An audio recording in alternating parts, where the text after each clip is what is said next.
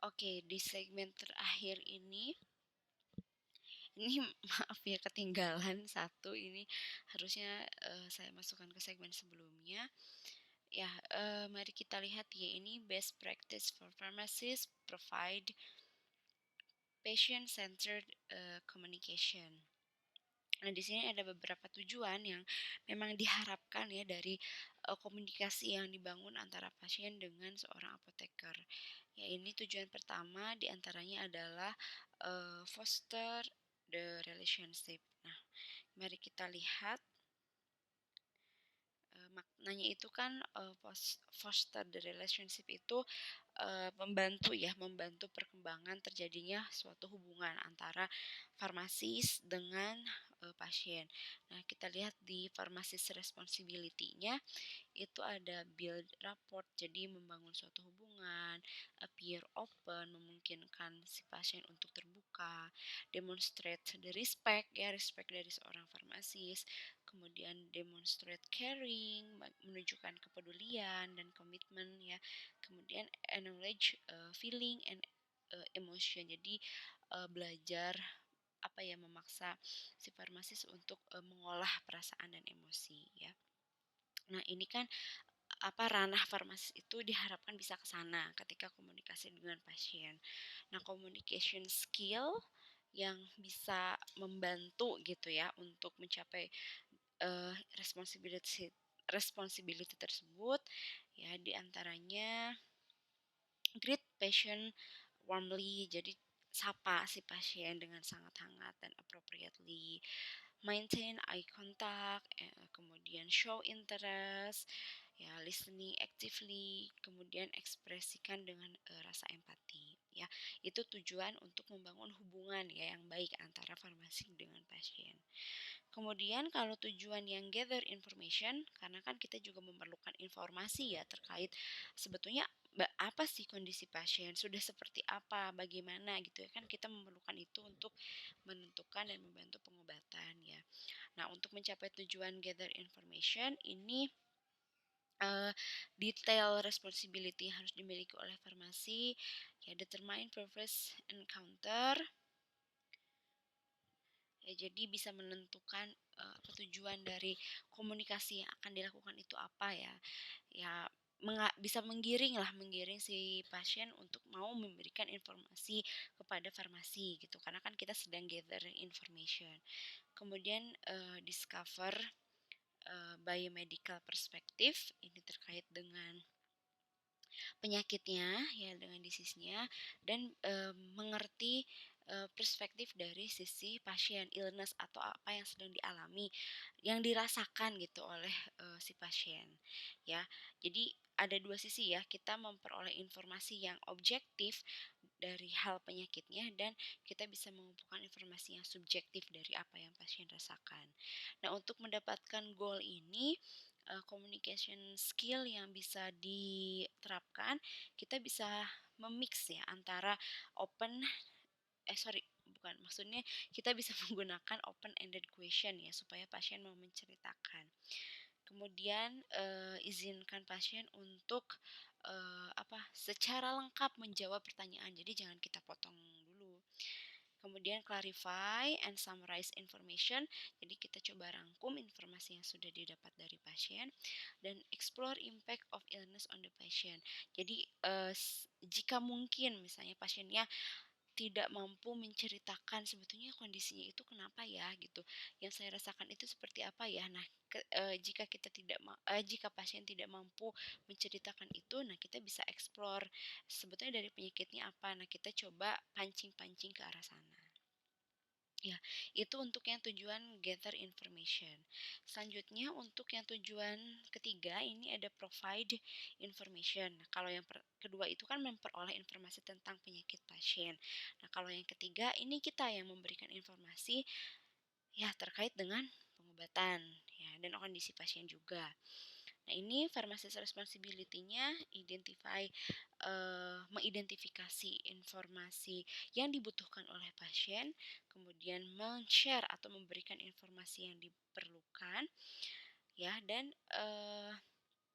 overcome health literacy barrier. Jadi Ya, jadi mengatasi lah hambatan-hambatan yang mungkin akan mempengaruhi, eee, menghalangi dalam proses, melaku apa, upaya dalam proses melakukan upaya, apa, penegakan kesehatan gitu ya, dengan pemberian informasi tersebut.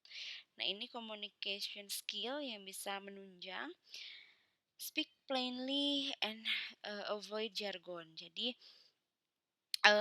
sampaikan rencana-rencana, pengobatan misalnya ya yang akan dilakukan oleh pasien dan hindari jargon-jargon yang memang tidak dapat dimengerti oleh pasien. Kemudian use patient oriented evidence that matter, eee, ya maksudnya gunakan bukti-bukti yang bisa dimengerti gitu ya dan bisa meyakinkan, si pasien. Kemudian question ya, encourage question supaya pasiennya itu bisa menyampaikan sebetulnya mengerti atau tidak tentang informasi yang disampaikan. Dan check for understanding dari si pasien ya. Untuk make sure bahwa informasi yang kita sampaikan itu memang sudah tepat. Selanjutnya, tujuan keempat ada share decision making. Nah, ini responsibility dari seorang farmasi itu diharapkan farmasi dapat mengidentifikasi tujuan uh, pengobatan pasien ya. Kemudian bisa merencanakan treatment yang secara kolaboratif dengan tenaga kesehatan lain itu seperti apa. Nah, ini communication skill yang dapat dilakukan. Misalnya explore pasien preference. Jadi pasien itu sebetulnya arahnya inginnya tujuannya seperti apa gitu. Misalnya oke diobatin tapi jangan yang terlalu banyak obat. Nah, gitu ya. Itu kan akan membantu memutuskan eh, tindakan apa sih yang akan dilakukan. Kemudian identify barrier yang mengidentifikasi kemungkinan hambatan dalam eh, proses treatment ya dalam memilih terapi ya. Kemudian kita bisa melakukan negosiasi agreement ya. Nah, ini bisa dimanfaatkan kalau misalnya ada beberapa hal yang perlu kita negosiasikan ya terkait dengan pengambilan keputusan.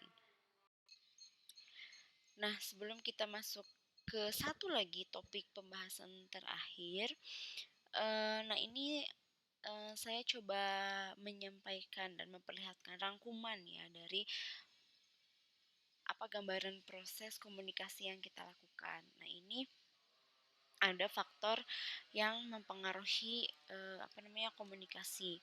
Kita lihat ya gambarnya. Ini ada kalau ini sih gambaran antara pasien ya dengan tenaga medis. Nah, ada internal faktor, kemudian juga ada environmental faktor, ada emotional faktor, ada nanti keterlibatan verbal expression dan non verbal expression. Kalau yang internal faktor misal ya ada previous experience. Ini gambaran maksudnya di tenaga medis juga ada internal faktor, di pasien juga ada gitu ya internal faktor. Ya, kalau di tenaga medis internal faktornya itu ada pengalaman sebelumnya, kemudian attitude yang dimiliki oleh si tenaga medis, kemudian nilai-nilai yang dimiliki oleh tenaga medis, kemudian cultural heritage, kebiasaan budaya, religious beliefs, keyakinan agama, kemudian self concept, konsep atau prinsip dirinya, listening habit ya, preoccupation dan feeling atau perasaan. Nah, kalau yang di internal faktor si pasien ini ada tambahan, ada illness ya dari penyakitnya sendiri itu menjadi internal faktor. Nah, kemudian kita lihat nih di antara proses tenaga medis dan pasien ada sensori atau emotional faktor. Nah, di antaranya ada fear, kemudian ada stress, anxiety, rasa panik, kemudian pain, rasa nyeri yang mungkin mengganggu si pasien. Kemudian ada mental acuity, brain damage, kerusakan otak, hipoksia, SAID, kemudian mempengaruhi faktor hearing, mendengar, speech impairment, kesusahan dalam berbicara gitu ya. Selanjutnya ada environmental factor, misalnya dari sisi cahaya, kebisingan suara, dari privacy ketika membangun proses komunikasi, jarak, distance ya, dan suhu di ruangan. Ya. Di sini bisa dari proses faktor yang mempengaruhi komunikasi ini bisa melibatkan juga ekspresi verbal dan non verbal ya. Kalau yang verbal itu keterbatasannya itu faktor yang akan mempengaruhi yang kaitannya dengan verbal, misalnya barier dalam hal bahasa, ada jargon-jargon yang memang misalnya dimiliki oleh si tenaga medis yang tidak dimengerti oleh pasien, kemudian pemilihan pertanyaan atau kata-kata yang akan digunakan, ya, kemudian feedback yang misalnya feedback dari si pasien, ya, dan tekanan ini yang akan mempengaruhi uh, proses komunikasi. Nah, kalau nonverbal dari sisi ini ya, dari ekspresi yang ditunjukkan oleh pasien mungkinnya ketika berkomunikasi itu ada body movement, ada ekspresi wajah gitu ya. Ini tidak, maaf ya, ini nonverbalnya tidak hanya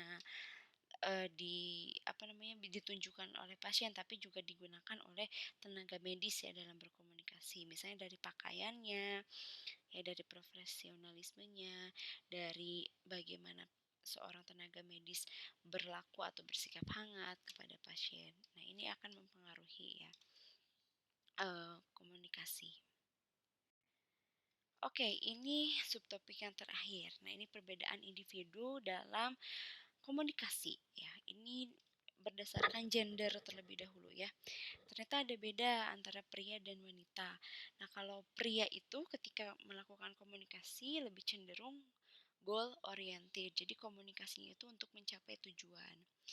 Ya, cenderung asertif dan menunjukkan powernya sebagai seorang laki-laki ya. Dan cenderung langsung memberikan solusi ya, menghindari diskusi yang berkepanjangan. Beda dengan wanita. Kalau wanita biasanya kita konsultasi atau konseling dengan ibu-ibu, malah cerita segala macam gitu ya. Ya karena wanita itu lebih ke relationship oriented ya, komunikasinya itu ditujukan untuk membangun hubungan, cenderung ekspresif, tentatif, dan sopan ya. Kemudian cenderung menyelesaikan konflik dengan berdiskusi dan untuk membangun empati serta kerjasama ya. Nah, ini kalau perbedaan dilihat dari kultur atau budaya. Nah, kalau di budaya timur ini cenderung tidak terus terang ya, menggunakan bahasa yang lebih halus. Ya gimana weh gitu kan, di kita mah aduh gak enak. Jadi kadang kita tidak menyampaikan apa sebetulnya yang ingin diutarakan gitu ya. Jadi dialihkan dengan bahasa yang lebih halus. Ya misalnya, aduh tugas ini sangat sulit untuk diselesaikan gitu. Terus cenderung menyembunyikan perasaan, nah tadi ya yang saya singgung. Dan mudes ya, enggan membicarakan kelebihan diri. Nah, beda dengan kultur di barat ya yang cenderung terus terang. Ya misalnya tugas ini tidak mungkin diselesaikan gitu, bukan diperhalus dengan kata sulit gitu ya. Kemudian menunjukkan perasaan dan nyaman dalam membicarakan kelebihan diri. Oke, nah mungkin itu yang bisa saya sampaikan terkait dengan komunikasi efektif. Oke, mungkin ketika teman-teman, tambahan sedikit ya, ini ketika teman-teman nanti misalnya kerja di lapangan gitu ya, kerja kerja baik itu ada yang di rumah sakit nanti misalnya ya, walaupun teman-teman STF kan tidak menutup kemungkinan juga ya kerja di rumah sakit. Kemudian ya kalau banyaknya sih memang di memang banyaknya mungkin di industri ya.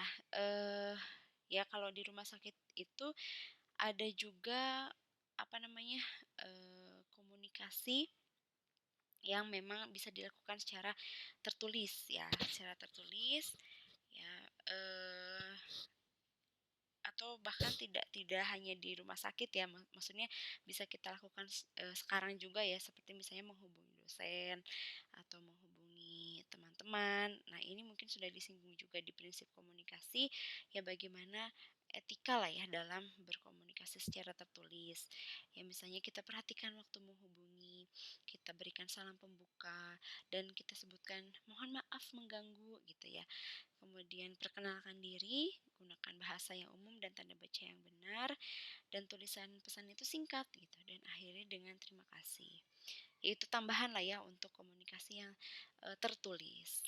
Oke, kalau misalnya ada pertanyaan dari materi ini, teman-teman bisa nanti tuliskan di kolom chat di postingan ini ya. Oke,